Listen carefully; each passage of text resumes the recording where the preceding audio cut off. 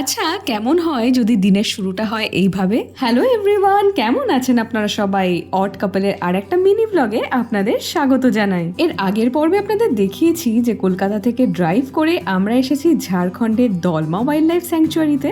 জঙ্গলের ভেতরে আমরা উঠেছি মাকুলাকোচা রেস্ট হাউসে। সকাল সকাল জল খাবারটা সেরে নিয়ে রেস্ট হাউসের আশেপাশটা ঘুরে দেখছি, তারপর ভাবলাম কি করা যায়। তা হরিণের আস্তানায় যখন এসেছি তাই হরিণের ডেরায় যাওয়া যায়। চিড়িয়াখানায় জীবজন্তু দেখা আর জঙ্গলে জীবজন্তু দেখার মধ্যে কিন্তু অনেকটাই তফাৎ। সত্যি বলতে জীবনে প্রথমবার এই এত কাছ থেকে হরিণ দেখলাম। তবে শুধু দেখলামই না, নিজে হাতে খাওয়ালামও। শুরুতে ওরা অবশ্য একটু ইতস্তত করছিল, কিন্তু তারপরে আইস ব্রেকিং হতেই দেখুন অবস্থা, আমরাও দিয়ে যাচ্ছি আর ওরাও খেয়ে যাচ্ছে।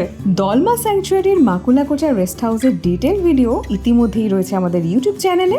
আপনারা কিন্তু জানাবেন কেমন লাগলো, আর ভালো লাগলে সাবস্ক্রাইব।